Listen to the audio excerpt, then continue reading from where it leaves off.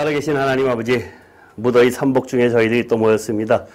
그러나 저희들이 시원한 하나님의 말씀을 원합니다. 마음이 답답하고 덥지만 하나님께서 주시는 그 말씀을 통해서 저희들 마음이 시원해서 머리가 깨끗해져서 하나님을 섬기기에 부족함이 없는 저희들로 삼아 주시옵소서. 오늘도 성령을 통해서 저희들에게 어떻게 말씀하실는지 기대합니다. 성령께서 말씀하시옵소서. 저희들은 듣겠나이다. 납작 엎드려서 주님의 말씀을 기다리는 저희들 될 수 있도록 인도하여 주시옵소서. 전하는 자나 듣는 자나 한마음 한뜻으로 하나님의 영광 올려드리기에 부족함이 없는 저희들로 삼아 주시옵소서. 예수님 이름으로 기도합나이다. 아멘.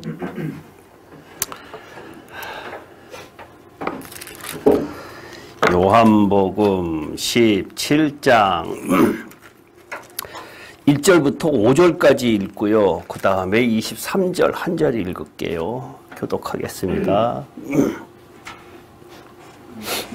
1절부터 5절까지 읽고 그 다음에 23절 한 절만 읽겠습니다. 예수께서 이 말씀을 하시고 눈을 들어 하늘을 우러러 이르시되 아버지여 때가 이르렀사오니 아들을 영화롭게 하사 아들로 아버지를 영화롭게 하게 하옵소서. 아버지께서 아들에게 주신 모든 사람에게 영생을 있게 하시려고 만민을 사시는 권세를 아들에게 주셨음이로소이다. 영생은 곧 유일하신 참 하나님과 그가 보내신 자 예수 그리스도를 아는 것이니이다. 아버지께서 내게 하라고 주신 일을 내가 이루어 아버지를 이 세상에서 영화롭게 하였사오니 아버지여 창세전에 내가 아버지와 함께 가졌던 영화로서 지금도 아버지와 함께 나를 영화롭게 하옵소서. 23절 다 같이 시작. 곧 내가 그들 안에 있고 아버지께서 내 안에 계시어 그들로 온전함을 이루어 하나가 되게 하려 함은 아버지께서 나를 보내신 것과 또 나를 그들도 사랑하신 것을 세상으로 알게 하려 함이로소이다. 23절은 결론이죠. 결론인데 여기 1절부터 5절까지 읽은 이유는 요 1절부터 5절까지의 요 성경을 가만히 보면요. 참 예수님께서 기도가 차곡차곡이에요. 굉장히 차곡차곡이에요. 1절 이후 그 다음에 또 그 다음에 보면은 5절까지를 가만히 보고 있으면은 굉장히 차곡차곡하는 기도거든요. 정말 다시 한번 읽으면서도 이 굉장히 뭐라 그럴까, 이 하나님의 말씀을 매력적이라 그러면은 참 그렇지만 인간적인 생각을 할 때 야, 참 매력적이다라는 생각이 들 정도로 아주 굉장히 차곡차곡했거든요. 근데 23절은 이제 결론이고요, 모든 것에. 근데 제가 지난주에도 말씀드렸지만 이 요한이 이 성경을 왜 썼을까? 이 17장 예수님의 기도를 어떻게 알고 썼을까라고 하면서 한 장 내내 예수님의 이제 기도를 넣었는데 이 기도가 예수님께서 요한을 통해서 이렇게 기도의 내용을 집어넣은 것은 분명히 우리들에게 메시지가 있어서 이 기도를 집어넣은 것이거든요. 그러니까 우리들은 그것을 분명하게 찾아내야 된단 말이에요. 그러면은 혹시 이 목사님들이 새신자를 이제 데려왔을 때에 새신자들에게 하는 얘기가 보통 신앙생활 하라고 할 때 뭐라 그래요? 첫째는 말씀 잘 보세요라고 하죠. 그 다음에 예배 빠지지 마시고 또 기도 열심히 하세요라고 하죠. 네?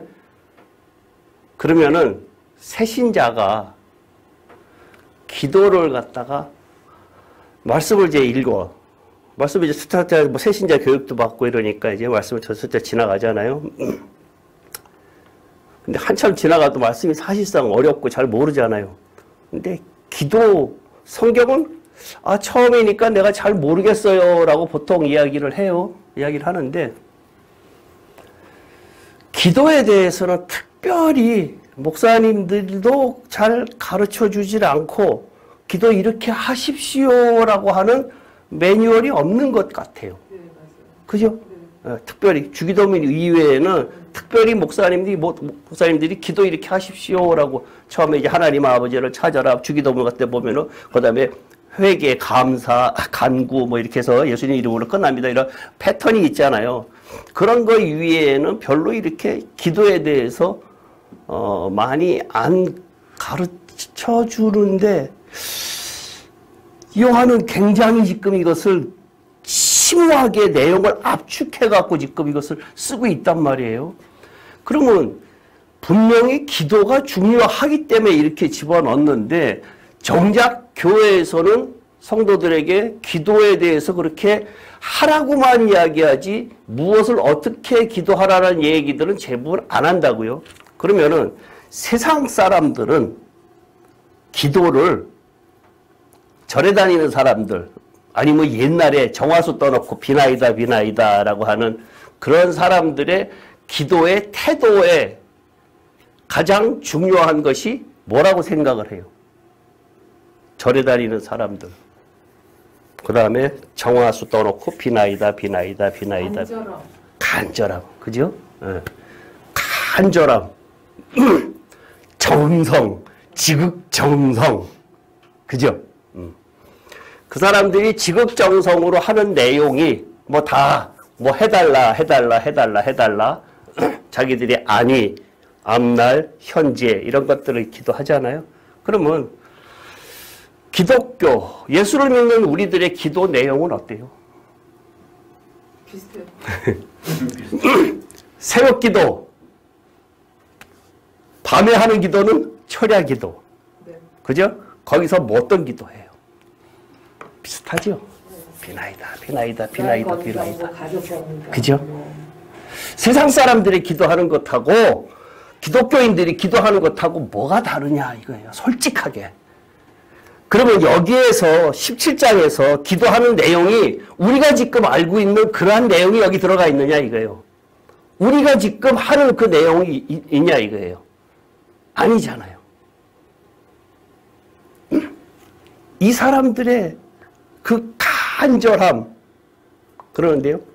예전에는 제가 한 수십 년 전이죠. 그러니까 저는 차를 일찍부터 갖고 있었으니까요.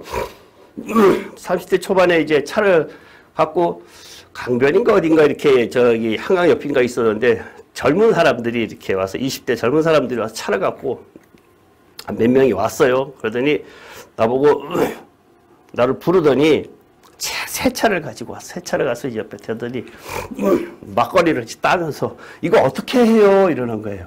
그래서 뭘요? 라고 했더니 차 새로 샀는데 어떻게 해야 되느냐 그러면서 막걸리하고 그 다음에 명태 그 다음에 뭐 있어요? 실타래. 네. 그걸 갖고 와갖고 어떡하니 해서 나는 그거를 갖다가 해본 적도 없고 상담도 안 해봤고 본 적도 없었는데 젊은 사람들이 20대 젊은 사람들이 와서 나한테 내가 먼저 차를 갖고 있었으니까 선생님 이거 어떻게 했어요? 라고 하는 것을 물어보는 거예요. 그래서 나는 그런 거 몇 년 동안 타고 다녔는데 그런 거 안 했다라고 이제 이야기를 했더니 지네들끼리 뭐 상이 이게 맞다 저게 맞다라고 하면서 이제 바퀴에다가 막걸리를 뿌리고 그다음에 본넷도 열고 엔진에다가도 뿌리고 이제 그런 짓거리들을 한단 말이에요. 예? 무사 안일하게. 예? 무사 안위를 위해서 이렇게 한단 말이에요. 그러면 우리 예수 믿는 사람들이 사업을 오픈하고 가게를 오픈하고 했을 때 돼지대가리만 없지 목사님 모셔다가 뭐 해요? 예배 드리죠. 거의 기도 내용이 뭐예요? 돈 잘 받게. 상대함이 처음엔 미약하나 나중에 상대하게 해주세요. 뭐가 달라요? 뭐가 달라요? 그죠? 우리가 지금 유교적이고 미신적이고 인간의 본성적인 신앙심 예수를 몰랐을 때의 본성적인 신앙심과 예수를 알았을 때에 하는 행위와 다른 것이 뭐가 있느냐 이거예요. 목사님들이 안 가르쳐줬다고, 선배들이 안 가르쳐줬다고. 이제 성경이 요구하는 것은 뭐냐? 예수님께서 1절부터 5절까지 이야기를 하는 것 중에서 무엇을 요구하느냐라고 하는 거거든요. 결국은 우리의 기도가 어떻게 해야 돼요? 네? 강기사님 잘 아시잖아요. 예수, 하나님의 뜻을 구하는. 말씀하옵소서. 그러니까 세상 사람들은 정성스럽게 해야 된다라고 하면서 고사도 지내고 돼지머리도 갖다 놓고 특히 영화인들 뭐 이런 사람들 이제 그런 것들 많이 하잖아요. 우리 예수를 믿는 사람들은 그 정성이라는 단어를 갖다가 조금 달리 썼어요. 달리 쓴 것뿐이지 똑같아요. 어떤 나도로 썼어요? 네? 경건이라는 단어를 썼어요. 경건이라는 단어를. 그죠? 내가 왜 이렇게 한가 하면은, 지난주에도 이야기했듯이, 이 17장의 내용이 보면 볼수록 굉장히 심오해요. 어떤 목사님은, 유명하신 목사님은 이 17장을 놓고 48권의 책을 썼다라고 하는 그런 얘기도 내가 그런 글도 본 적이 있었는데 그 정도로 굉장히 심오한 내용이 있거든요. 근데 여기에서는 우리 인간의 안위에 대한 것은 없단 말이에요. 메인이 뭐예요? 하나님을 영화롭게. 네, 하나님의 영화롭게 하는 것. 그 다음에 지지난주에 공부한 것. 우리의 기도가 행위가 아니라 뭐가 돼요? 행위가 아니라 지지난주에 이 공부한 내용의 핵심이 뭐였어요? 제가 이 집사님한테도 물어보고 했었던 것 중에 하나가. 그렇죠.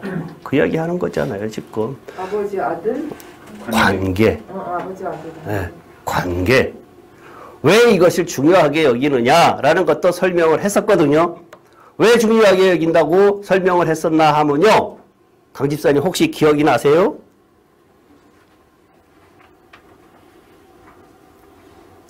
요 전에 14, 15, 16에서 뭘 이야기했죠? 성령을 이야기했잖아요. 그렇죠? 성령이 아니고는 우리가 아버지를 아버지라고 할 수 없단 말이에요. 육신의 입으로 그냥 아버지라고 이야기할 수 있지만 아버지는 우리한테 너 아들 아니다라고 이야기를 한단 말이에요. 성령의 의지가 없으면요. 그러면 쉽게 바퀴벌레가 인간에게 달라고 요구하는 기도가 뭘까요? 제발 죽이지 말아주세요. 살려주세요. 먹을 거 달라고 바퀴벌레의 최종적인 최대의 소원은 먹을 거 주십시오라는 것이죠. 그러면 인간이 바퀴벌레에 대한 최대의 소원은 뭐예요? 제발 죽어라. 박멸. 그것이 두 개가 주는 의미가 뭐예요? 그죠? 서로 요구하는 게 달라요. 다르지요? 바퀴벌레가 인간의 뜻 몰라요. 그죠? 그러면 우리가 하나님에게 요구하는 것이 성경을 통해서 무엇을 하나님의 뜻이구나라고 하는 것을 알아야지만 이 성경이 우리가 요구하는 것이 하나님의 뜻이 이것인 줄 알고 요구를 해야 하나님께서 그래 라고 하는데 하나님께서 박멸하시면 어떡할 거예요? 안 되잖아. 그렇잖아요.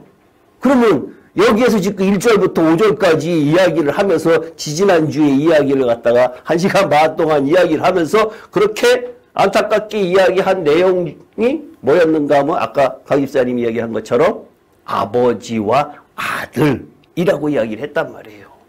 아버지와 아들을 이야기를 했는데 그 아버지와 아들이라고 이야기를 하면서 요한복음 1장 12절을 제가 들었거든요. 아들이 되는 권세를 줬다라고 이야기를 했단 말이야. 우리 육유는 혈통으로 된 것이 아니라고 이야기를 하면서요. 그죠? 믿는 자들에게는 이라고 했단 말이에요. 그러니까 우리가 지금 쉽게 들은 단어들이 믿었다 어쩌다 이러한 것들이 너무나 우리에게 타성에 젖어서 어떻게 하다 보니까 내가 예수 믿기 시작을 한 지 1년 지나고 2년 지나고 3년 지나고 그 다음에 집사가 되고 뭐 장로가 되고 이러다 보니까 시기를 놓쳤어. 정확한 뜻을 알 수 있는 시기를 놓쳐버렸단 말이에요.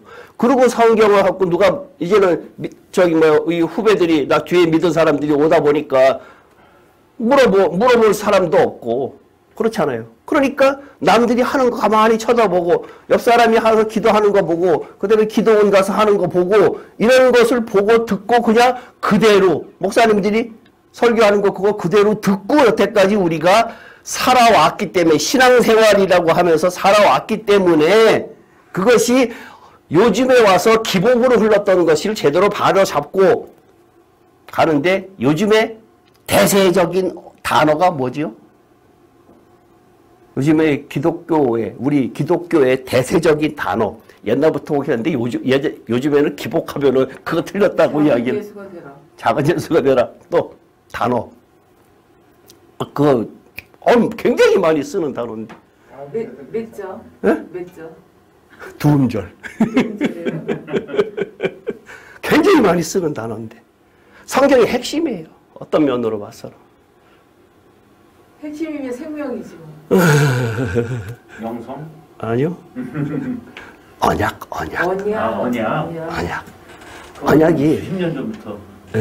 그러니까 몇십 년 전부터 그 전에는 기복이라고 하는 것이 굉장히 많았는데 이게 슬그머니 언약이라고 하는 단어 속에서 신학교에서 굉장히 강조하기 시작하다 보니까 이제는 대중적으로 많은 목사님들이 언약을 강조해요. 신학교에서도 그렇고 굉장히 강조하는데 그게 틀렸다는 것이 아니라 그게 맞아요.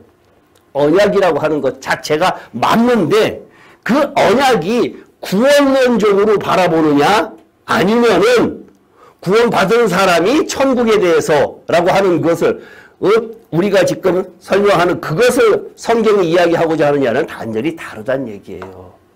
그러니까 지금 이 기도가 제가 왜 언약을 이야기할까? 그 언약을 굳게 붙잡고 그 다음에 그 언약이라고 하는 개념은 어떤 개념인가 하면 구원받은 자라는 얘기예요. 구원받은 자.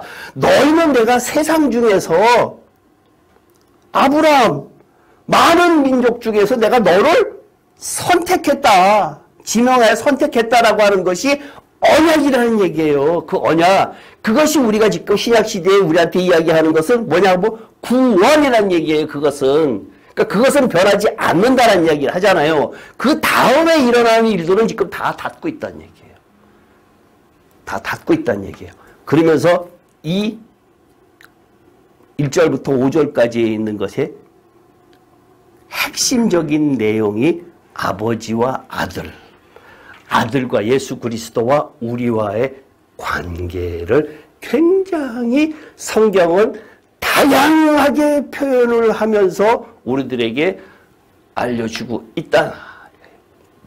근데 그것을 우리가 지금 간과하고 있었기 때문에 그냥 언약만 붙들고 나가면 됩니다라는 식으로 이야기를 하다 보니 구원론의 한쪽으로 쏠렸다라는 얘기예요. 이해가시죠? 그래서 그러한 시각으로 언약 관계 이러한 시각으로 1절부터 5절까지가 성경을 다시 이렇게 한번 그러한 사고를 그러한 생각을 가지면서 늘 성경을 보시기 바랍니다. 그러면은 이 언약이라고 하는 관계, 아버지와 아들이라고 하는 관계, 그 다음에 예수 그리스도와 우리하고의 관계를 신구약 속에서 어떻게 이제 이것을 갖다가 풀어나가느냐, 그러면 그것이 무엇을 이야기를 하고 있느냐라는 것, 다양하게 설명을 할 수가 있거든요. 그것을 이제 찾아보기로 해요. 그러면은 우리 가장 많이 쓰는 성경 중에 하나가 요한복음 15장 7절 우리 박 집사님이 한번 읽어보실래요? 낭낭한 목소리로 읽어보십시오. 15장 10절이요. 예. 7절. 15장 7절이요.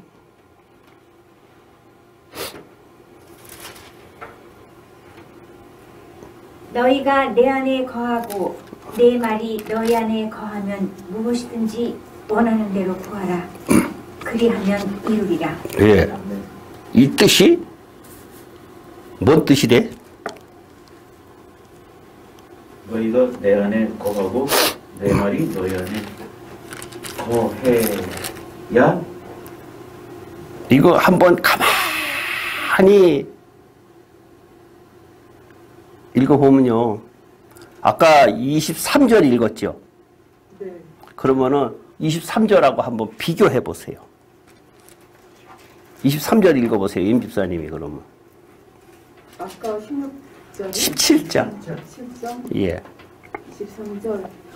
곧 내가 그들 안에 있고 아버지께서 내 안에 계시어 그들로 온전함을 이루어 하나가 되게 하려 함은 아버지께서 나를 보내신 것과 또 나를 사랑하신 것 같이 그들도 사랑하신 것을 세상으로 알게 하려 함이로소이다. 요거하고 조금 다른 점이 있죠. 선후가 이쪽에서는 내가 내 안에 이랬지요. 근데 여기서는 내가 그들 안에 있고 라고 이야기를 하고 있어요. 내가 그들 안에 이게 있고 라고 하는데 그래서 내가는 누구예요? 예수님, 예수님이죠. 다른 말로 표현하면은 14, 15, 16에서 성령이 그렇죠? 예, 지금 그렇게 이야기를 하는 거예요.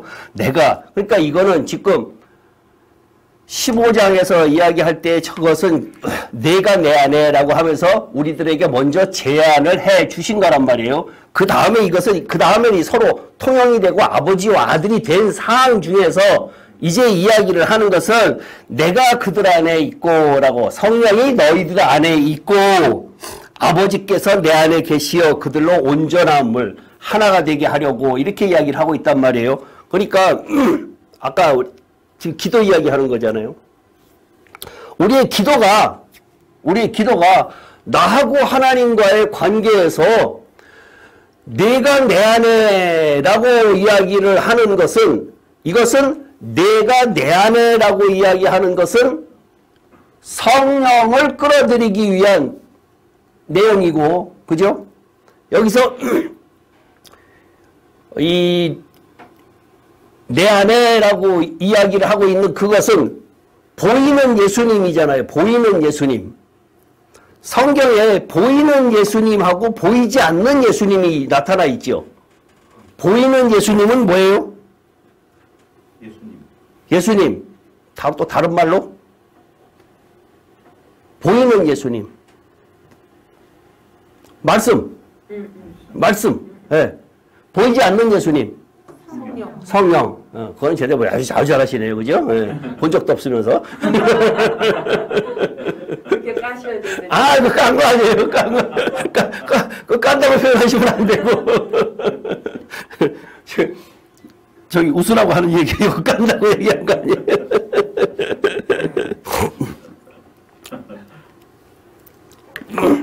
근데요, 오늘도 저녁 예배 시간에 우리 목사님께서 완성된 성경이라고 이야기를 하고 있어요.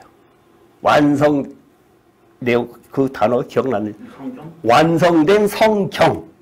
이렇게 이야기를 하면서 성령이라고 하는 것을 슬그머니 빼고 이제는 학교에서 배운 그대로예요. 그 지금 외국에서 공부도 했고 그랬기 때문에 그러는데 지금 그 기준을 내가 영 마음에 안 들어서 하는 얘기, 그거 들을 때마다 거슬려서 하는 얘기예요. 공부 많이 한 사람들이 대부분적으로 이야기하는 그 내용이 뭔가 하면은 원어, 히브리어, 헬라어로 공부를 해야 되고 그걸 연구를 해서 석사학위, 박사학위 받아갖고 하면은 굉장히 성경을 많이 아는 것처럼 그렇게 이야기를 하고 하나님하고 아주 가까워진 것처럼 이야기를 하는데 그러면 거기에 대해서 잘못된 걸 내가 하나 지적을 하면은 뭔가 뭐 그러면 히브리어를 원어로 갖고 있는 사람들은 뭐야? 유대인들은 뭐야? 그죠? 그들은 예수 안 믿어. 그러면 아이러니잖아요. 근데 지금 이 사람들은 공부를 한다고 하는 사람들은 계속해서 히브리어 언어 그냥 설명을 해가면서 설교할 때도 그냥 언어를 써가면서 그렇게 해서 그렇게 해야지만 예수님하고 만나고 하나님하고 가까워지는 것처럼 이야기하고 있는데 맞아요, 틀려요? 틀려요. 율법사들과 서기관들이 예수를 십자가에 못 박았어요, 그 당시에. 그럼 그게 주는 메시지가 뭐예요? 믿는 것과 아는 것은 다르다. 공부를 너무 잘했어. 공부를 너무 잘했어. 아까 부목사님 내가 이야기 돌아가는 것이 거기서 출발이었으니까 제가 이야기하는 거 이렇게까지 끌고 갔다가 다시 이쪽에 시작점을 찾아야 돼요. 부목사님이 이야기하는 건 뭐였어요? 성령이 아니라 성경은 완성됐다. 완성되기 이전에는 아니었지만 성경이 완성되고 나서는 이제는 하나님께서 성경을 통해서 말씀하신다. 틀린 것 아니에요. 틀린 것 아닌데 그러면 다시 그것이 그쪽으로 가다 보니까 아까 얘기했듯이 헬라어, 히브리어, 원어 쪽으로 가다 보면은 공부해서 하나님을 아는 것 아니라 그랬죠. 그렇게 되면은 유대인들은 뭐냐 이거예요. 석박사학위 공부 많이 했다고 하나님이 나타나는 것 아니라 제가 지금 이야기하고자 하는 것은 아버지와 아들과의 관계처럼 신앙이라고 하는 것은 예수님과 우리와의 관계, 하나님과 우리와의 관계가 바로 서지 않고는 결단코 안 된다. 내가 내 안에 라고 하는 선후가 있고 그 다음에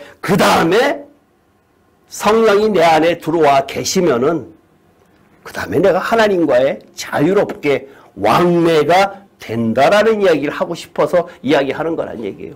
그렇기 때문에 성경은 반드시 감동에 의해서 우리들에게 말씀하시지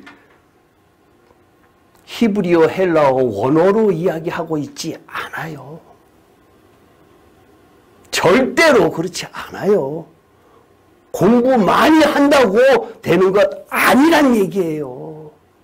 결코 아니에요. 결코 아니에요. 근데 지금 제가 왜 이렇게 강조를 하는가 하면은 지금 풍조가 그래요. 풍조가.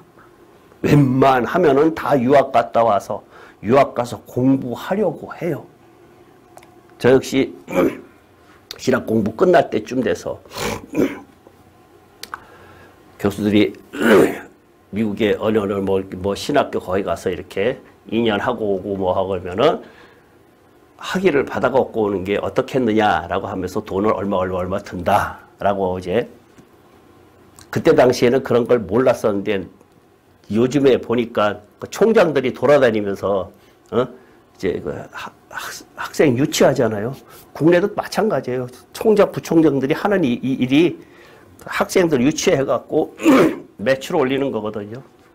그때 뒤늦게 은혜 받고 나니까 그러한 욕심이 슬그머니 생겼어요. 생겨서 뒤늦게 공부하다 보니까 공부하는 게 매력이 있더라고요. 매력이 있어서 가서 할까라는 생각을 갖다가 잠시 했었어요.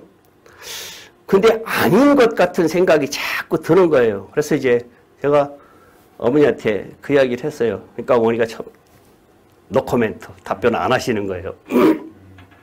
참 지난 다음에 내가 결정을 하고 저 안 가겠습니다라고 하고 났더니 어머니가 그때서 나도 그렇게 생각한다라고 그렇게 얘기하시는 거예요. 그러니까 어머니가 미리 나한테 그런 것을 막는 것이 아니라 하나님의 뜻이 어디 있는가라고 하는 그것을 기다리는 마음으로 그런데 그것이 나하고 마음이 일치됐다는 얘기예요. 그러고 난 다음에 그때는 못 모르고 아 하나님께서 나를 막으시는 것 같다라는 생각이 들어서 안 했었는데 지금 생각해 보니까 그게 하나님의 뜻이더란 얘기예요. 왜 그런가 하면은 내가 거기 갔다 와갖고 뭐 하고 조금 여기저기 팔려다니고 뭐 하고 한다 그러면은 다 가는 곳마다 다 문제가 생겨. 제가 다른 거 전할 수 없잖아요. 그죠? 지옥 전해야 되고 혼이 변하는 거 전해야 되고 생명 전해야 되고 천국과 지옥, 불못 이런 거 다 전해야 되는데 그렇잖아요. 그때 되면 어떻게 보면은 네임밸류가 있어갖고 내가 다니면서 아 여기저기서 뭐 한다라고 했을 때에 첫 번째는 교만해질 수도 있고 그렇잖아요. 그래서 이야 정말 이거는 저 혼자만의 생각인데 정말 하나님께서 나를 사랑하셨구나, 사랑하시고 계시구나 라고 하는 생각을 요즘에 정말 많이 해요. 너 나타내지 마라. 너 나타나지 마라. 목사가 나타나면은 하나님의 말씀은 줄어들어요. 절대 나타나면 안 돼요. 예수님만 나타나야 돼요. 예수님께서 하신 말씀만 나타나야 돼요. 그러면은 어떻게 해야 돼요? 하나님이 가장 싫어하시는 것 교만이잖아요.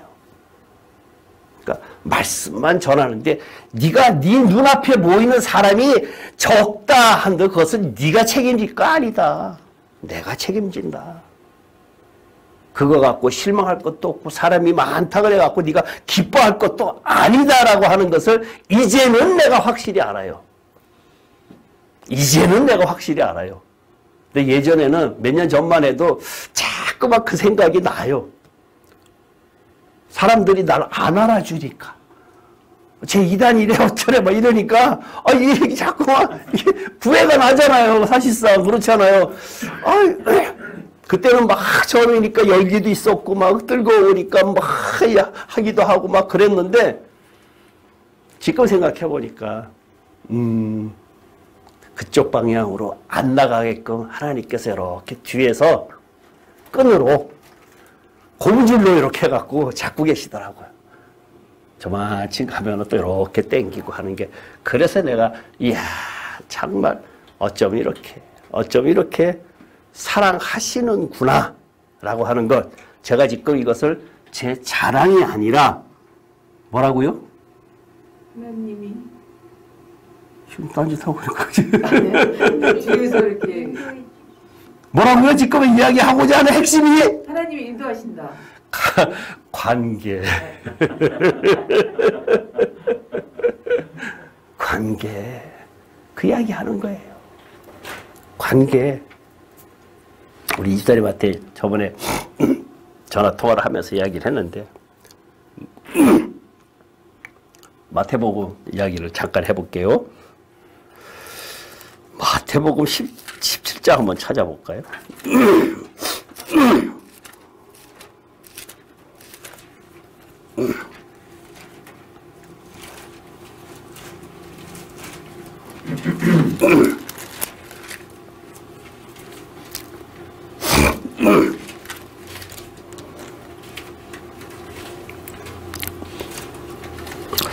마태복음 17장에 보면은요, 예수님께서 베드로와 야고보와 요한을 데리시고 높은 산에 올라가고 그들 앞에서 변형되시는 모습이 나타나요. 그죠? 그 나타나고 난 다음에 그 다음에 어떤 장면이 나오는가 하면 귀신 들린 아이를 고치는 장면이 나오더니 이게 불에도 넘어지고 물에도 넘어지고 이렇습니다 라고 하니까 제자들은 못 고쳤거든요. 근데 왜 제자들은 못 고치십니까? 왜 그랬더니 20절에 보이는 너희 믿음이 작은 까닭이니라 진실로 너희 이러니 만일 너희에게 믿음이 겨자씨 하나만 있어도 이 산을 명하여 여기저기로 옮기라 하면서 옮겨질 것이요 또 너희가 못할 것이 없으리라 이렇게 이야기를 한단 말이에요. 그 다음에 죽음과 부활을 갖다 이야기하시고 그 다음에 엉뚱하게 24절부터 뭐가 나와요? 성전세가 나오죠. 이게 17장 1절부터 다양한 사건이 지금 나타나는데 혹시 시강 집사님이 이게 무엇을 이야기하는 것 같습니까? 다 따로 떨어져 있어요. 그러니까요. 응? 왜 이렇게 다양하실까? 그렇죠.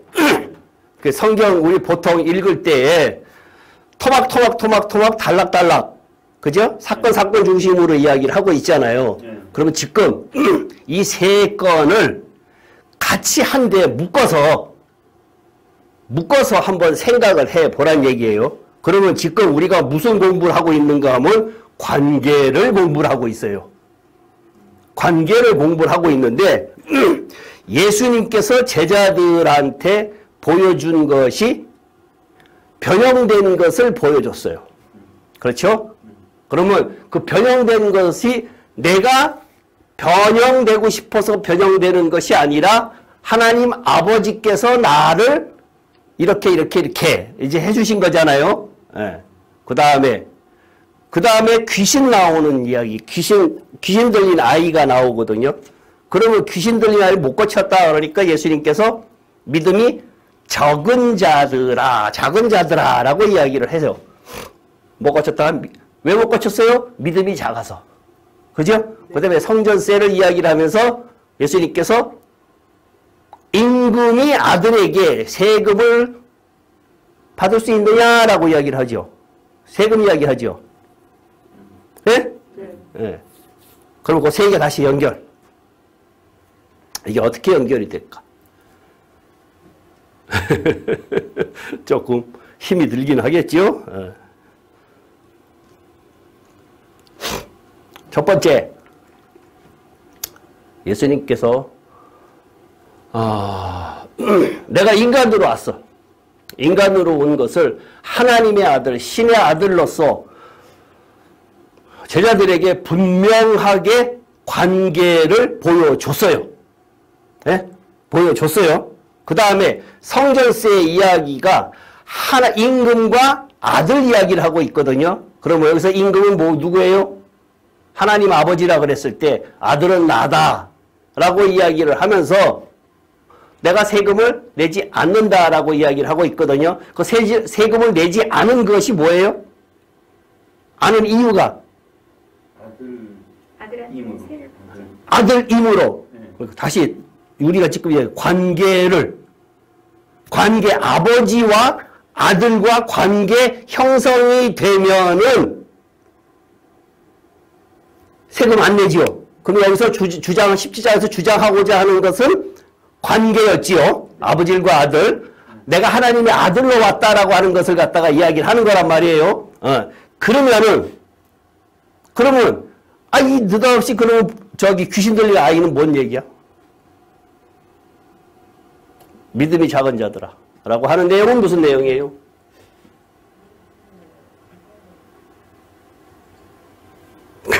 저기 연결. 예수님과 제가 관계가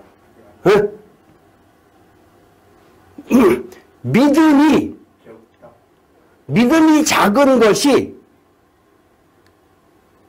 이유가 뭐예요? 믿음이 작은 것이 이유가 뭐예요? 그럼 다시 관계가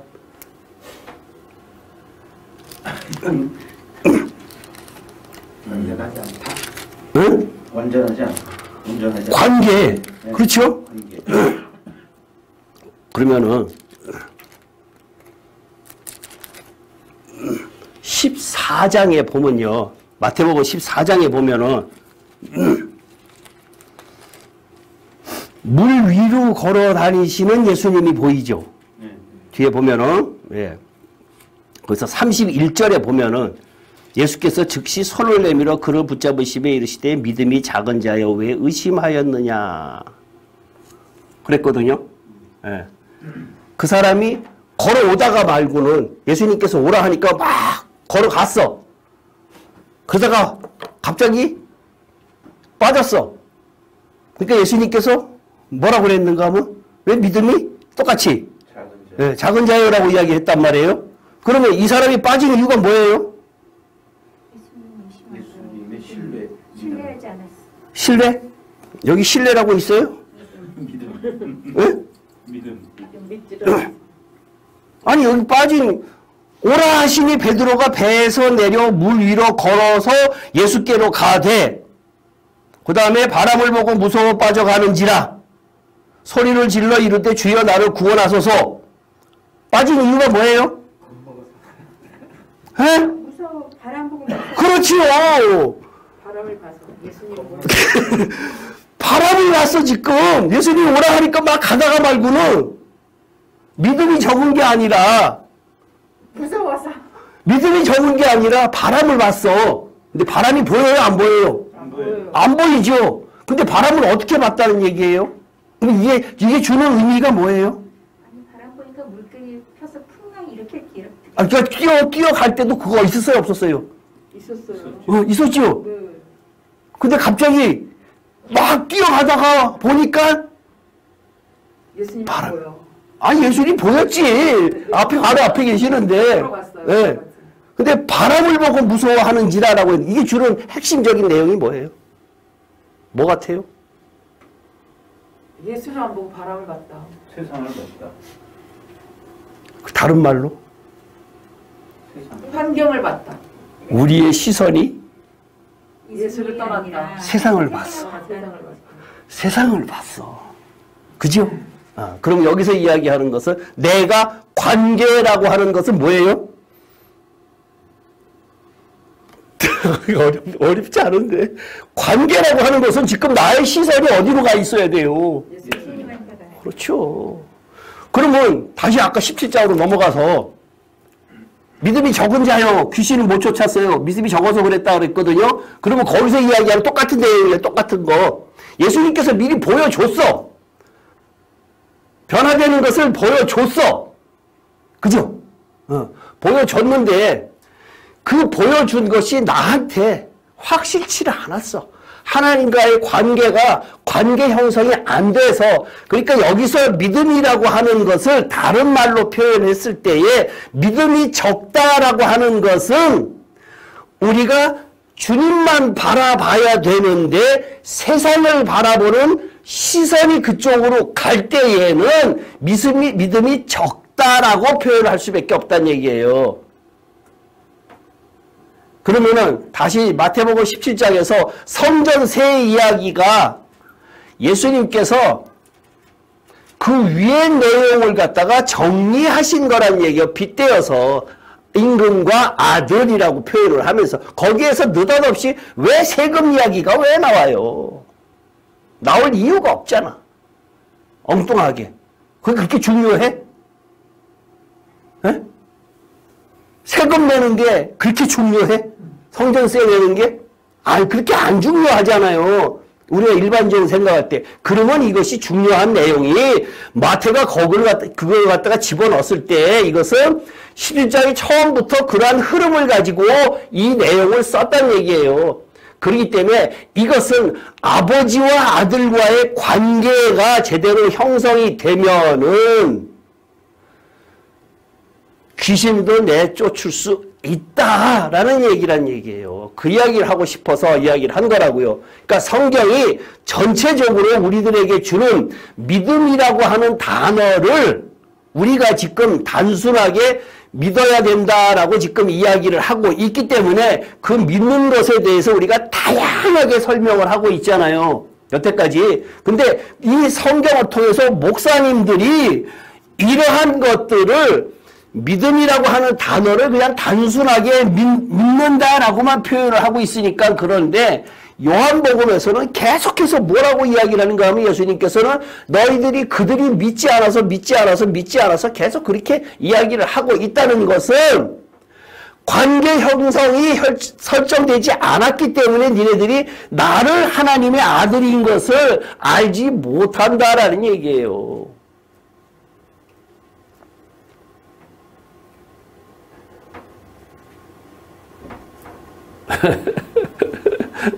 그러니까 우리들의 신앙은 늘 이야기했듯이 관계 형성이 되려고 하면은 뭐가 있어야 돼요? 간절함이 있어야 돼요. 간절함이 없이는 안 돼요. 제자들한테 왜 믿음이 작다 그랬는가 하면은 그들 마음속에 뭐가 있었어요? 의심. 응? 의심? 그들 마음속에 예수님을 쫓아다니는 이유가 뭐였어요? 세상 것으로. 그렇죠. 왕권! 변화됐어. 예수님이 변화됐어. 그러니까 나는 좌의정 우의정 할래 이랬단 말이에요. 변화되니까 엘리야가 어쩌고 어떠고 이렇게 이야기를 하면서 자기들은 신나갖고 나는 좌의정 너는 우의정 이랬단 말이에요. 그러니 예수님과의 관계 형성이 제대로 됐어요? 안 됐어요? 안 됐잖아요. 목적이 시선이 틀려요. 시선이. 그들의 시선은 세상을 향했고 바람을 쳐다봤고 최초로 물 2번 걸은 사람 누구예요? 물 위에 2번 걸었어. 베드로만. 시선이 우리가 어디로 있느냐. 세상에 있어서는 도저히 안 된다는 얘기예요. 그 시선이 우리가 시선이 세상 속으로 밖에 갈 수가 없는 것이 세상이 너무 좋잖아요. 사실상 굉장히 좋잖아요. 너무너무 좋아 세상이.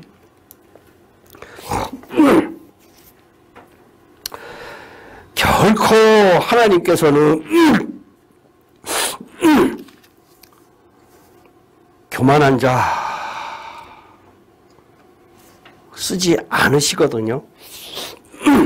근데요, 그러면은 구약에서는 우리가 지금 여기 신약에서의 예수님의 기도라고 이렇게 이야기를 하는데 구약에서는 기도라고 하는 그 의미를 뭐라고 이야기를 하는가 하면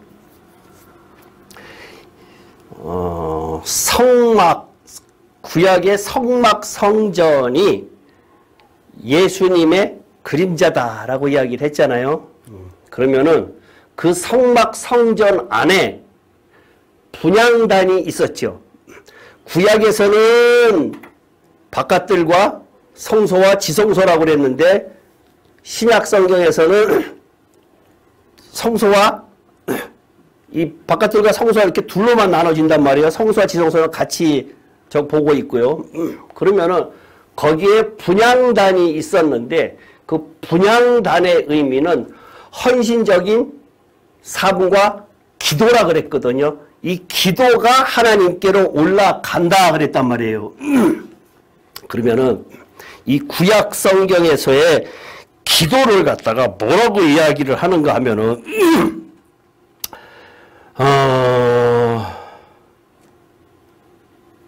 그럼 뭐라고 설명을 할까요?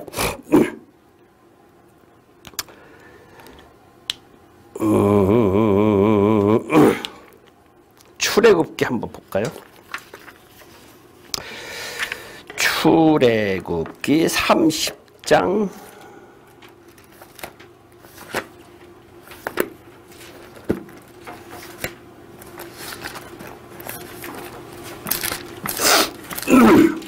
30장 34절부터 38절까지.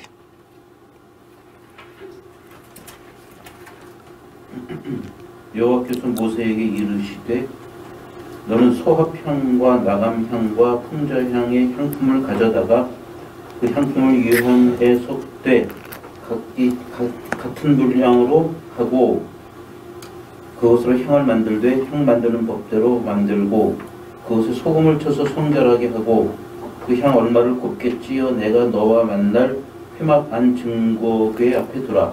이 향은 너희에게 지극히 거룩하니라. 내가 여호와를 위하여 만들 향은 거룩한 것이니 너희를 위하여는 그 방법대로 만들지 말라. 더 있나요? 예, 38절 냄새를 맡으려고 이 같은 것을 만드는 모든 자는 백성 중에서 끊어지리라. 이 굉장히 심오한 내용이 있거든요. 심오한 내용이 있는데 이건 뭐 깊게 설명을 할 것이 아니라 이게 예수 그리스도를 갖다가 이야기할 때에 이거 기도라 그랬잖아요. 지금 이게 향이 기도거든요.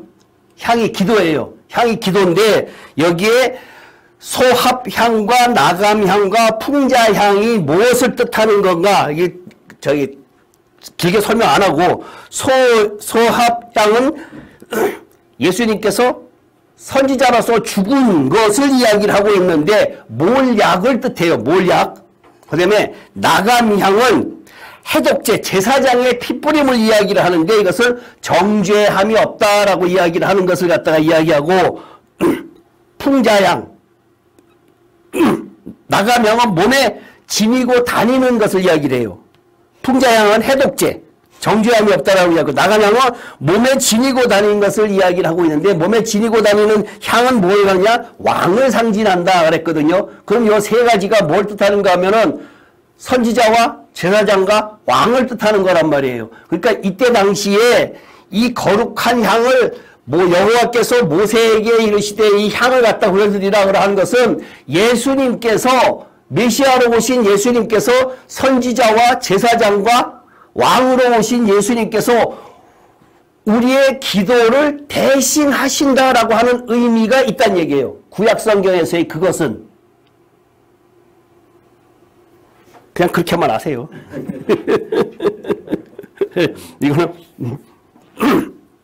그러니까 이 구약성경에 일어나는 모든 것들이 그렇게 쉽게 일어난 것들이 아니라 하나가 다 예수 그리스도를 상징하면서 그렇게 쓰여져 있는 것이란 얘기예요.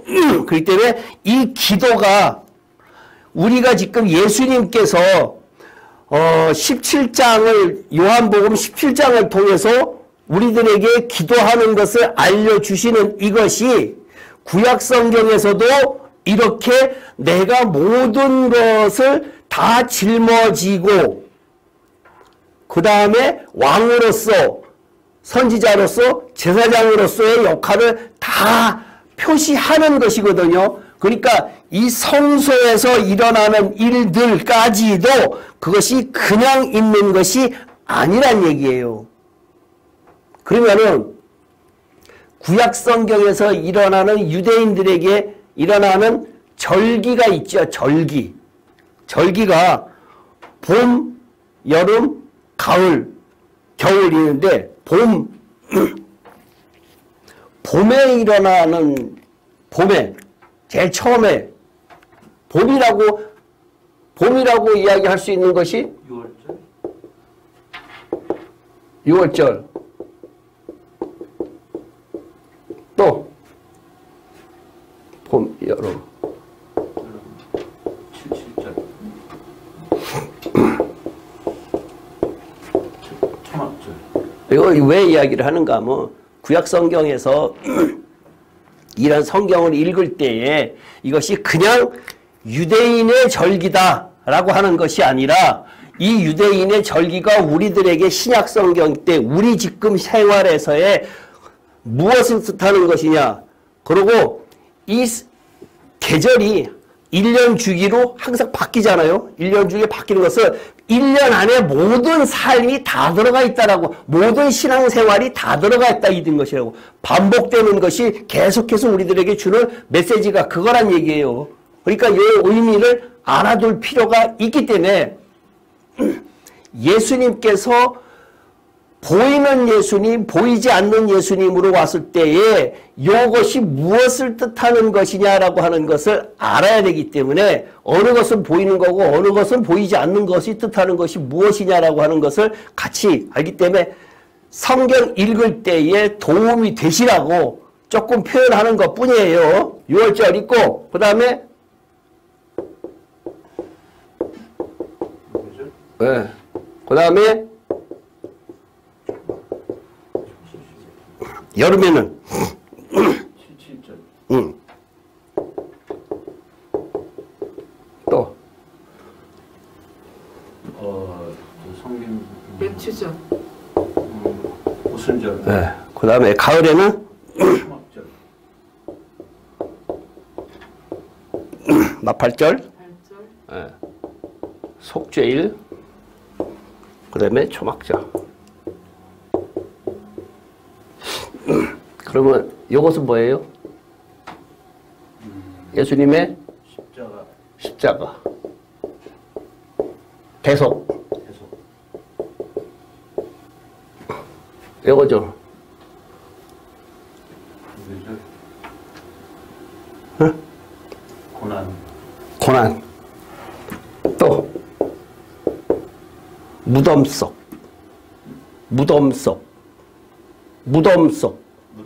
네.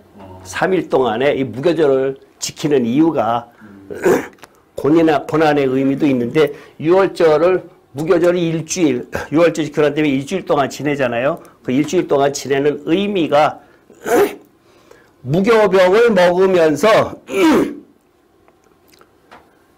예수님이 무덤 속에 있는 것을 그 고난을 그거 뜻한다 이렇게 이제 하는데 그때 당시에 그 사람들이 그것을 알고 먹지는 않았을 거 아니에요, 그렇죠? 근데 우리들이 이해를 할 때에 우리들의 삶 속에서 이것이 6월절이 나한테는 6월절이 언제 있었느냐, 나한테 무교절은 언제냐라고 하는 것.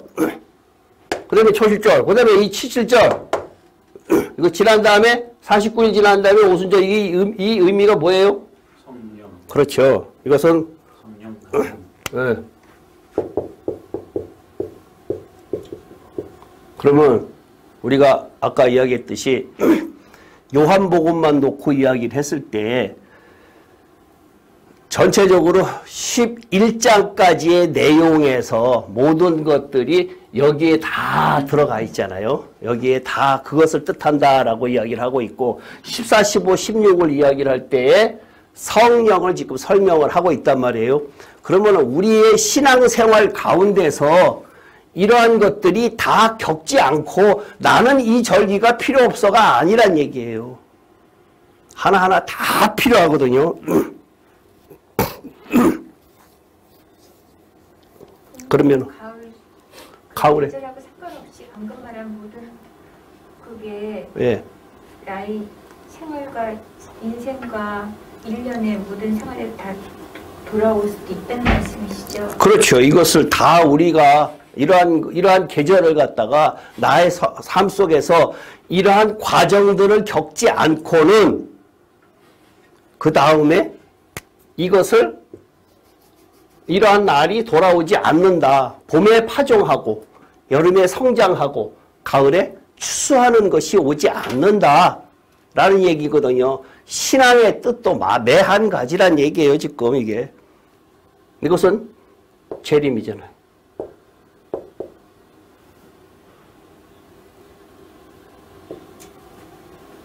나팔절. 속죄일은 대속죄일. 나팔절은 7월 1일. 요거는 7월 10일.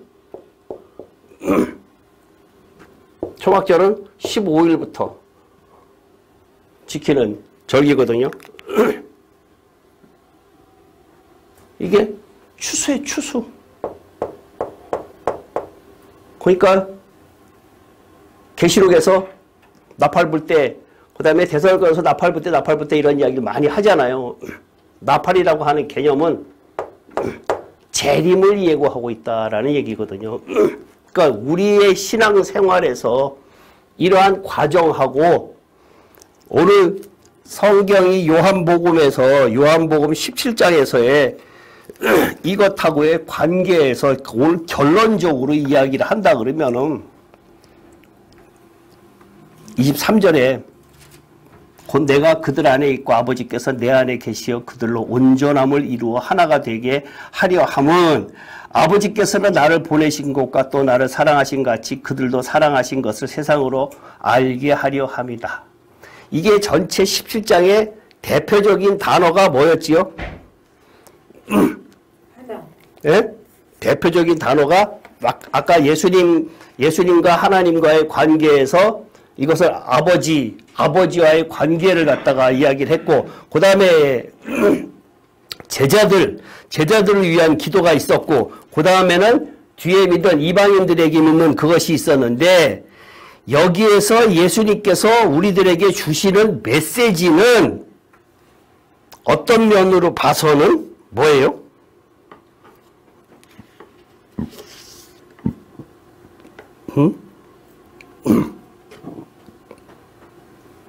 하나님이 네. 메시지가 뭐예요? 우리를 사랑하신다. 사랑하신다? 네? 예수님께서 기도하시고자 하는 핵심적인 단어 하나를 뽑는다 그러면 뭘까요? 성령? 성령? 성령은 이거 전에 받지 않았어요? 성령은 14, 15, 16에서 받았죠? 네. 네, 그러면은 나를 아느냐? 네? 예수님을 아느냐? 우리가 지금 보전. 네? 보전. 보존? 온전한. 온전함? 온전하고 완전하고 다를까요? 같을까요? 다르죠. 다르죠? 예. 온전하고 완전하고는 완전은 예수님만 완전하신 거고 그러면은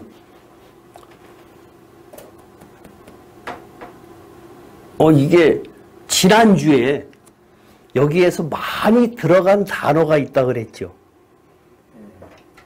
무슨 단어 있었죠? 아버지. 아버지. 아버지. 또 하나. 하나 되게 하소서. 그거 아까 얘기했는데 아닌 것 같아서 안 했죠. 간과하시고래 제가 말씀드리고 언제? 가볍게 생각하시네. 언제? 제 말을 말같지 않게 생각하시네. 하나밖에 안 했어. 관계 형성이 안 돼서 그래. 바퀴벌레와 인간과의 관계해갖고 치명타를 하나. 건드시네. 하나야 하나. 하나. 성경이 이야기하고자 하는 것은 하나거든. 온전한 것도 하나가 되기 위해서 온전한 거고 그 다음에 여기에 핵심적인 것은 하나가 되는데 뭘로 하나가 되느냐? 성령으로 하나가 돼야 된다. 그리스도 안에서 in Christ잖아요. 성령으로 하나가 되는 것을 지금 성경이 이야기를 하고 있다는 얘기예요. 그러면은 우리가 삶 속에서 사실상 하나가 돼요? 못 돼요? 안 되잖아요. 근데 예수님께서는 하나가 되라라고 이야기를 하고 있는데 14, 15, 16을 통해서 하나가 되라고 이야기를 한 그 내용이 아주 거기에 뭐랄까 자세하게 설명은 이 14, 15, 16으로 설명이 된 것이 아니라 성경 전체로 해석이 돼야 되는 부분이기 때문에 14, 15, 16도 뭐 많이 했죠. 우리가 굉장히 많이 했는데 성령에 관해서 열 몇 번을 했다 그랬으니까 17번인가 18번인가 이렇게 했다 그랬으니까 그것이 성경 전체로 해석이 돼야 되는 부분이란 말이에요. 그러니까 예수님께서 1장 요한복음 1장 1절부터 계속해서 이야기하시고자 하는 내용이 여기까지 내려와서 하는 내용이 무엇을 뜻하는 건가 하면은 요한복음 전체를 이야기하기 위해서는 아까 임비사님이 이야기한 것처럼 생명 그죠? 생명이란 말이에요. 생명이라고 하는 단어를 조금 전에는 하나라고 표현을 했을 뿐이고 그걸 갖다가 그리스도라고 성령이라고 표현했을 뿐이고 그것을 다른 말로 지금 현대말로 뭘 표현해야 되는가 하면은 교회라는 얘기예요. 교회. 그래서 가장 작은 단위의 교회가 내가 돼야 된다라고 이야기를 하는데 이 내가 교회가 되기 위해서는 교회가 탄생하기 위해서는 반드시 성령의 역사가 있긴 있어야 되는 것은 그건 기정사실이지만 내가 내 개인이 교회가 되려고 하면 어떻게 해야 되느냐? 누차 저번에도 이야기를 했지만 네, 내가 죽어야 되는데 어떻게 죽어야 되느냐 이거예요. 어떻게? 네? 우리가 신앙생활 하는 데서 착각하는 것 중에 하나가 그러면 이거 예수님께서 우리 박 집사님한테 물어볼게. 긴장할. 긴장 안 해요.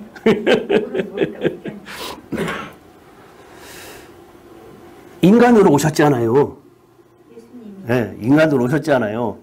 인간으로 안 오시고 신으로 오시면 안 돼요? 그건 하나님 마음이지.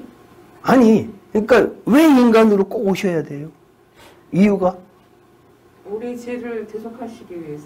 아니, 그러면 내가 신으로 있다가 너 만났어? 그래. 너는 오늘부로 네 죄가 사해졌다. 오늘부로 내 죄가 사해졌다 할 수 있잖아. 신으로.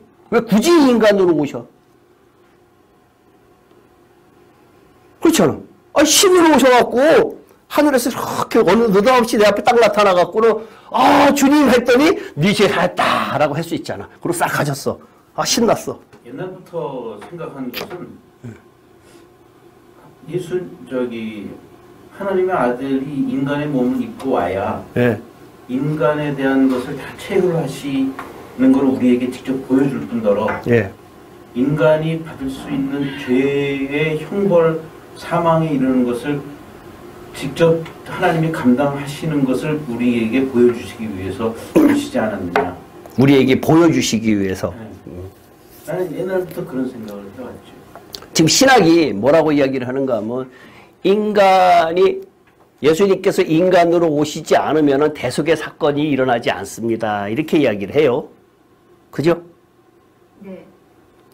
예수님께서 인간으로 꼭 오셔야지만 대속의 사건이 일어납니다. 구약시대 때부터 하나님께서 계시를 통해서 이야기를 한 것이기 때문에 율법은 눈으로 보여지는 예수님, 성령은 보이지 않는 예수님, 이렇게 표현할 수 있단 말이에요. 근데 대속의 사건이 일어나지 않는다라고 그러면서 예수님은 반드시 인간으로 오셔야만 된다라고 했는데, 아까 내가 이야기했듯이 신으로 오실 수도 있는데 신으로 오셔갖고 신으로 해결하시면 모든 것이 다 되는데 굳이 인간으로 오신 것이 왜냐라고 하는데, 지금 목사님들이 이 CBS나 CTS나 이런 데서 설교를 하시면서 항상 예수님께서 인간으로 오신 것이 그것이 오시지 않으면 대속의 사건이 일어나지 않습니다. 그렇기 때문에 예수님께서 왔기 때문에, 그렇기 때문에 여러분들이 대속의 사건 예수님께서 오셨다 하셨습니다 라고 하니까 룰랄라하고 아멘하고 할렐루야하고 이런다는 얘기에 그걸로 끝난단 말이에요. 그러면 우리하고 무슨 상관이 있느냐라고 이야기를 했을 때, 여기 성경이 주는 메시지가 지금 성령도 필요 없고, 그러면은 오늘 공부한 예수님의 기도도 필요 없다는 얘기예요. 신으로 오셨다가 하시면은 성령이 필요 없잖아요. 할 때마다 내가 너 죄사했어. 내가 이 다음에 너 천국 데려갈게. 내가 너 천국 데려갈게. 그럼 옆에 사람이 저는요. 그러면 나 너 안 택했어. 이러면 끝난단 말이에요. 그렇잖아요. 모든 것이. 근데 그렇지 않고 굳이 부득불 예수님께서 오셔서 한 것이, 그 내용이 강 집사님이 이야기한 것이 한 80% 다 맞아. 다 맞는다는 얘기예요. 그게 틀린 건 아니고. 옛날부터 그렇게 생각을 내 마음대로 정리해오고 있었기 때문에 그게 잘 안 바뀌어요. 하여간에 누차 이야기를 똑같은 거 했잖아요. 그러니까 로마서라든가 뭐 하는 것이, 그것이 여태까지 신학에서 구원론 때문에 한 발자국도 못 나간 것이 그 건이었다라고 이야기를 하는데, 예수님께서 부득불 십자가에 못 박히서 돌아가시면서 우리에게 대속의 사건을 해줬습니다라고 거기서 끝나면 안 되는 것이, 그 다음에 십자가 사건 부활이라고 하는 부분에 대해서는 성령의 역사가 있어야 된다는 얘기예요. 예수님의 17장에 기도가 있어야 된다는 얘기예요. 그것이 없으면은 우리가 그것만 쳐다보고 있으면은, 그래, 나 머릿속으로 알고 있어. 목사님들이 계속 그런 설교를 갖다가 하니까, 대속의 사건이 날 거다, 대속 받았어 라고 이야기를 하니까 그것이 됐는데, 그것이 성경이 이야기를 하는 것은 그렇게 끝난다 그러면 성령이 필요가 없잖아요. 우리 삶 속에서. 왜 성령이 필요하느냐? 왜 내가 내 안에 아버지가 왜 내가 아버지 안에 들어가고 아버지하고 같이 하나가 돼야 되느냐라고 하는 이유가 뭐냐라고 하면은, 아까 강 집사님이 이야기한 것처럼 반드시 네가 십자가에 죽어라라고 하는 얘기가 있다는 얘기예요. 근데 우리 세상 살면서 설교하는 사람들이 십자가에 죽는 삶에 대해서 거의 설교를 안 하고 있다는 얘기예요, 지금. 계속해서 설교가 예수님 소개하고 하나님 소개하는 내용만 가득 찼다고요. 오늘 하나님께서 이렇게 역사하십니다. 하나님께서 이스라엘을 통해서 다니엘을 통해서 이런 식으로만 이야기를 하시는데 그것은 나하고 상관없는 이야기라고 어떤 면으로 봐서는요. 그러니까 내가 십자가에 죽으라고 그러면은 반드시 뭐가 있어야 돼요? 네? 박 집사님? 내가 십자가에 죽으려면은 예수님이 십자가에 죽으려고 하면은 누가 있어야 돼요?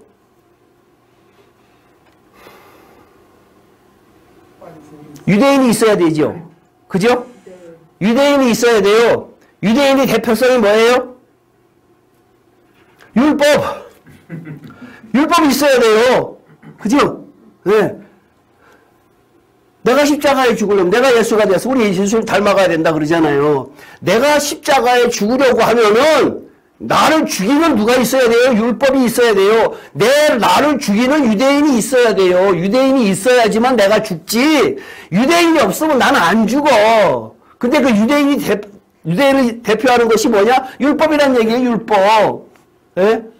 율법이 있어야 되는데 그럼 그 율법이 어떻게 나를 죽이느냐 라고 이야기를 할 때에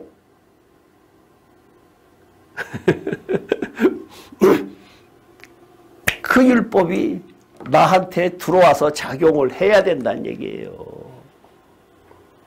작용을 해서 내가 그 율법을 이겨야 된다는 얘기예요. 율법을 무엇으로 이겨야 돼요? 성령으로 이겨야 돼요. 성령으로 이겨야 되는데 거기에는 반드시 대제사장이신 예수님의 중보자가 있어야 우리가 나아갈 수 있지. 예수님의 중보자가 없으면 못 나간다는 얘기예요. 그러니까 그 앞으로 나아가는 길은 성령을 통하지 않고는 내가 그 앞으로 나아갈 수가 없다는 얘기거든요. 거기에 임집사님 어려워요? 네? 어려워요? 안 어렵죠? 네. 그러면 내가 내 속에서 율법이 나를 십자가에 죽으려고 하면은 어떻게 해야 돼요? 어떻게 해야 돼요? 사람을 만나야 돼요. 네? 사람을 만나는데 세상 것으로 만나는 것이 아니라 말씀으로 만나야 되는데 그 말씀 속에서 내가 저 사람을 이러쿵저러쿵 잘했다 못했다 지적질하는 것이 아니라 내 안에 그러한 단어가 형성되지 않으면은 로마서 2장에서 얘기하죠. 내 안에 똑같은 것이 있기 때문에 지적을 하는 거거든요. 그러니까 내 안에 똑같은 것이 없으면은 그러한 단어가 형성되지 않으면은 단어가 생각이 안 나. 그러면 지적할 수도 없어. 비판할 수도 없어. 그렇다는 얘기예요. 그러니까 십자가가 지금 내가 설교를 들으면서 아주 안타깝게 느끼는 것 중에 하나가 그 사건을 놓고 예수님께서 인간으로 오셨다라고 하는 것을 끊임없이 강조를 하는데 그 강조만 끝나는 그것은 절반이란 얘기예요. 절반. 예수님께서 십자가에 못 박혀 돌아가셨다라는 사실을 우리 예수 믿는 사람들은 모르는 사람이 없잖아요. 근데 네가 십자가에 죽어라라는 얘기는 거의 안 한다고요. 교회 내에서도 당회원들끼리도 목사들끼리도 어떻게 하는가 하면은 우리 예전에 전임 목사님의 대표적인 단어 십자가. 그 사람의 십자가가 잘못된 게 뭐였어요? 십자가가 잘못된 게 뭐였어요? 아니 그분이 십자가 얘기했으면 됐네요. 그 십자가 얘기 안 되면 목사님들은 근데 그분 십자가 얘기 많이 했잖아요. 십자가는 예수님만 쳤어요. 그분한테.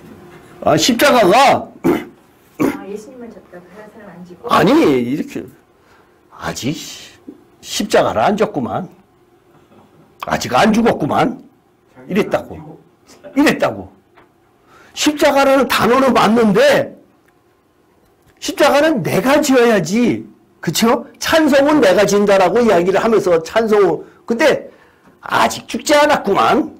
이렇게 많은 사람들에게 가운데사이에서 아직 안 죽었다라고 그냥 얼마나 강조를 많이 했는지 몰라요. 그게 잘못된 십자가. 그렇죠?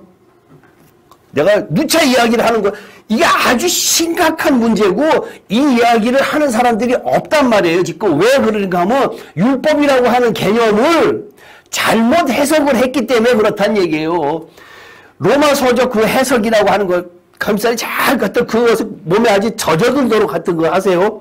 그 십자가는 상대방을 보고 내 안의 걸 발견하라고 하는 것이 로마서적 해석이란 얘기예요. 무조건적으로. 너는 왜 그러냐? 이거 아니란 얘기예요. 절대 아니란 얘기예요. 내가 그것을 보이면은 내가 눈 뜨고 있었다는 얘기예요. 아직 내가 살아있다는 얘기예요. 내가 저 사람에 대해서 저 사람이 저렇게 행동하지라고 하는 것은 아직 내가 눈을 뜨고 있기 때문에 그게 안 보여야 돼. 그게 안 보여야 돼. 그게 보이면 하나가 안 돼. 하나가 안 되면은 내 아버지가 아니야. 그러면 어떻게 돼요? 내 아버지가 아니면은 하나가 안 되고 그럼 나는 믿음이 없어. 다 같이 이어지는 내용이에요, 지금. 그러니까 내가 그런 상대방의 잘잘못이 눈에 띄어야 내가 거기서 나의 그 교만이라든가 나의 그 미움이라든가 이런 걸 발견하는 것이 그게 없어지면 그 안에 그 똑같은 게 내가 있기 때문에 보이는구나 이렇게 얘기해요. 그죠? 내가 그것이 그 사람이 하는 행동이 그것이 내 눈에 보였어. 보이면은 내 안에 있기 때문에 그게 보이는 것이지 내가 그 숫자 10이라는 숫자를 내가 아예 모른다 그러면 그거 10을 갖고 있어도 몰라. 그죠? 네, 그 이야기를 하는 거예요. 지금 성경의 십자가는 그 이야기를 하는 건데 그 이야기를 지금 설명을 못해요. 그 이야기 설명하는 사람이 없더란 얘기예요. 율법을 가지고. 그게 안타까운 거란 얘기예요. 그게 생명인데 그게 하나가 되고 그게 죽는 건데 그렇게 설명하는 사람이 없더란 얘기예요. 지금. 근데 단지 비평하고 뭐하고 하는 것이 성령에 의해서 교훈적으로 감동적으로 하는 것까지 배제하는 것은 아니에요. 이것은 내가 어느 정도 감수할 수 있을 정도의 성령의 역사가 나한테 일어날 때에는 한두 번 이야기할 수는 있어요. 정죄할 수는 없지만. 그죠? 한두 번 권면하는 것까지 배제하는 것은 아니란 얘기예요. 지금 나하고 율법하고 죄하고 그리스도와의 관계성만 이야기하는 것이지 그러한 것을 내가 항상 저 사람 보고 그것이 눈에 띈다 그러면 아직도 내가 눈을 뜨고 있구나. 아직도 내가 살았구나. 라는 것을 파악하고 그것을 아직도 내가 살아있습니다. 아직도 내가 그 건에 대해서는 십자가에 죽지 못했습니다. 라는 것이 있어요. 그러니까 나한테 반드시 유대인이 있어야 되는데 그 유대인만 있어갖고는 안 된다는 얘기죠. 그렇죠? 네. 그 유대인만 내가 반드시 무엇으로? 성령으로 어떻게 해야 돼요? 부활해야죠. 죽어야 부활하죠. 죽이는 건 유대인이 죽이고 율법으로 죽고 성령으로 내가 부활해야죠. 정말 안타까운 게 그 설교를 못해. 그 설교를. 그걸 못해. 십자가의 대속의 사건만 이야기해. 예수님이 인간으로 오신 목적을 반만 이야기해. 반만. 딱 절반만 이야기하고 있다는 얘기예요. 그게 설교를 들을 때마다 안타까워요, 그게. 예수님 소개만 하고 하나님 소개만 해요. 그러한 하나님, 그렇게 인도하신 하나님 아버지. 그러니까 좋으신 하나님으로만 자꾸 포장을 해요. 자꾸 포장을 해요. 그래, 나하고 보이지 않는 하나님 포장해봤자 나하고 무슨 상관이 있어. 그러니까 이런 거네요. 예수님이 인간의 몸을 입고 십자가에 죽으신 것은 예. 1차적인 대속이 있는데 예. 그 뒤에 나를 본받아서 예. 죽는 삶을 살아라. 똑같이. 그렇죠. 예. 그래서 예. 생명으로 부활을 성령으로 인해서 그렇죠. 생명을 얻어라. 예, 예. 그거를 보여주시기 위해서 그렇죠. 예수님이 인간으로 오신 것이다. 근데 그 죽는 것을 설명을 못 한다니까, 지금. 글쎄, 네. 그 부분은 얘기를 아무도 네. 안 하죠. 율법도 마찬가지로. 율법하고 나하고의 관계를 지금 저처럼 이렇게 설명하는 사람이 없다란 얘기예요. 그렇게 크게 강조도 안 할 뿐더러 그건 이스라엘에게, 유대인들에게 필요했던 것이다 이렇게만 강조하지 그 율법이 지금은 율법이 아니야 이렇게만 이야기를 하고 있으니까 성경이 반쪽이라는 얘기야. 반쪽. 그러니까 로마서 8장 3절에 대한 그 내용이 아주 내가 할 수 없는데 하나님을 하셔. 죄 없으신 예수님. 23 읽어. 그러면 그래. 피그 같으면 읽어. 굉장히 중요하니까. 8장 3절. 굉장히 중요한 내용이에요. 율법이 육신으로 말미암아 연약하여 할 수 없는 것을 하나님은 하시나니 죄로 말미암아 자기 아들을 죄 있는 육신의 모양으로 보내어 육신의 죄를 정한다. 그게 핵심이에요. 그게 십자가의 핵심이에요. 그게 없으면 아무것도 안 돼요. 여기 답이 정답이 딱 나와 있네. 응. 로마서 8장 3절. 3절, 4절 굉장히 중요한 내용이에요. 로마서가 결과론적으로는 굉장히 중요한 내용이에요. 저번에 내가 어떤 권사님하고 이야기했더니 자기가 로마서를 갖다가 성경을 알고 싶어갖고 로마서를 1장부터 12장까지 다 외웠다 그랬어요. 외웠다 그랬는데 내가 그래서 로마서 중에서 가장 마음에 드는 것이 몇 장입니까? 그랬더니 8장이래요. 그래서 저는 8장이 아니라 7장이라고 생각을 합니다. 그래서 제가 설명을 했어요. 8장은 결과입니다. 결과. 내가 이룰 수 있는 것이 아무것도 없습니다. 그거는 그냥 좋은 이야기다 보니까 목사님들이 설교하기 좋으니까 8장을 갖다가 이야기를 많이 했는데 이것은 목적이고 결과이고 근데 우리가 그대로 이룰 수 있는 것은 아무것도 없습니다. 라고 이야기를 했어요. 우리가 해야 될 것은 어떤 거냐? 7장에 강의사님 제가 강조 많이 하는 것 뭐 10장이요? 7장 7장? 네, 7장에 강조 많이 하는 것 나는 공고한 자로다. 내 안에 뭐가 있어요? 죄의 법. 하나님의 법과 하나님의 법과 죄의 법이 싸운다. 그렇죠. 같이 싸워. 그러니까 내가 죽을 지경이야. 그게 인간이야. 깨끗하지 않아. 잘나지 않았어. 네? 나는 진짜 예수 잘 믿고 싶어. 근데 자꾸만 주변에서 이렇게 나를 갖다 못 살게 굴어. 그러니까 내가 이렇게 올라와. 그건 뭐야? 죄의 법.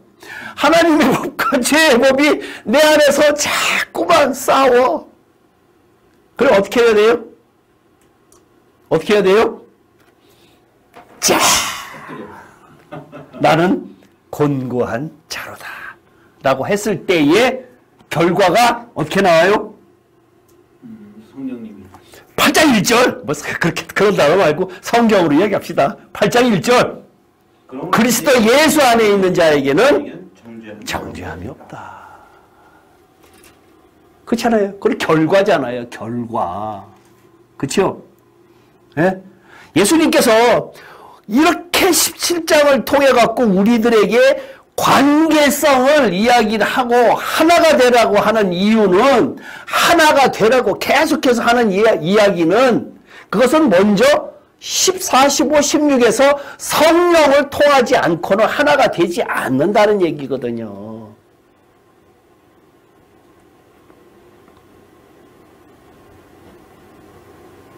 성경 거기 열심히 들여다보면 뭐 보여요? 아니지. read and read 계속 반복하는 거죠. 그거 수십 번, 수백 번 읽었던 성경이지요. 그죠? 예. 수백 번은 아니고. 여기서도 많이 읽었어요.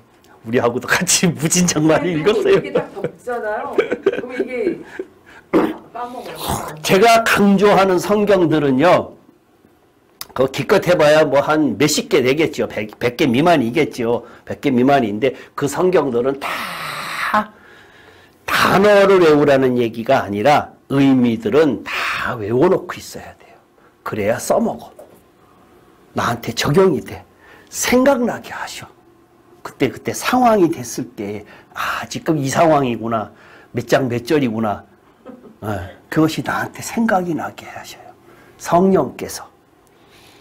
안 외워져요. 외우려고 하면 안 외워져. 근데 그거 자꾸만 리뷰를 하다 보면은 어느 날 문득 그 상황이 됐을 때에 그 생각이 딱 나면은 그거는 누가 하는 얘기예요? 성령께서 레마로 하시는 말씀이란 얘기예요. 그러니까 보이는 예수님, 보이지 않는 예수님, 우리들에게는 다 필요하다는 얘기예요. 보이는 예수님은 뭐예요? 율법. 말씀. 말씀. 말씀. 네. 보지 않는 예수님은 성령. 성령. 다. 기도할게요. 살아계신 하나님 아버지, 저희들은 보이지 않는 예수님과 보이는 예수님 둘 다 필요합니다. 그러나 살아가면서 세상 것에 너무나 눈이 많이 갑니다. 저희들이 시선이 세상으로 가지 않고 하나님 앞으로만 갈 수 있는 저희들 될 수 있도록 인도하여 주시옵소서. 어리석은 인간이기에 세상 속으로 자꾸만 가는데 그때마다 성령님께서 말씀으로 깨닫게 해 주셔서 그 말씀대로 살아갈 수 있는 저희들 될 수 있도록 인도하여 주시옵소서. 돌아가는 발걸음도 함께하여 주실 줄 믿사옵고 예수님 이름으로 기도합나이다. 아멘.